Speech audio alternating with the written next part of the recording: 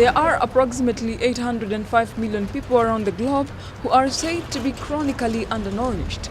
If the world is to attain the Millennium Development Goal of ensuring that the number of people who suffer from hunger and starvation is reduced, then there is need to shift focus.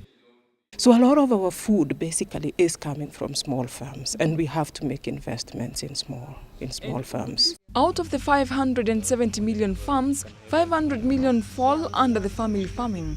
This then calls for more investment, encouraging the family farmers not only to farm to feed their families, but also to farm to feed the world.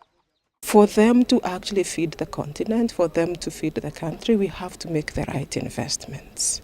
Yeah? We are asking farmers to invest all their resources, their income, into growing food, not just to feed themselves, but to feed the continent. And therefore it makes sense that as governments, we are also investing in smallholder farms, that we are making sure they have the relevant information, that we're making sure they have relevant to even information like climate information, as we have had this morning, because then that makes them produce much more efficiently. Women are a significant factor in family farming, having that they manage most of the farms, producing 90% of the foodstuff. It is on this backdrop that governments are being asked to invest more on women, as well as adaptation of new technologies to make their work easier in the farms.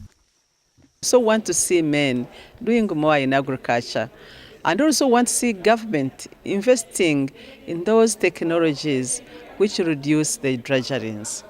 Unless we have water available, still the woman will have to go for water because a man will not go. So we want to see how governments can really improve on the technologies. Scaling up technologies is key. According to Christine Msisi, the Regional Director for UN Women, policies too have to be relooked at and packaged in a way that the rural women benefit. They don't get enough inputs for agriculture, they don't get access to credit. In reality, it's not yet good for women. I think we must see what is on the ground and make decisions as to where we are on that. Tumsime Roda, the African Union Commissioner for Rural Economy and Agriculture, says there is need to rebrand agriculture and make it attractive to have more youth getting involved. Unless we put it to a modern kind of level, which is going to be much easier, but also more productive. They need money. As you know, the poor people are in agriculture because at the moment it's not paying.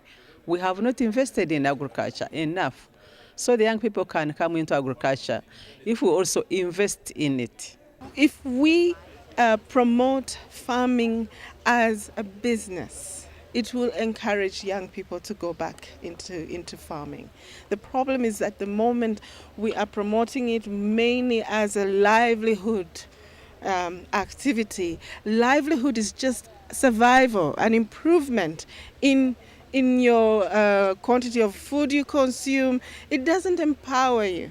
We would like to see women and young people actually being economically empowered through farming. It is not just the number of hungry people that need attention, but those who lack proper nutrition as well. Marati Selvin, GBS News.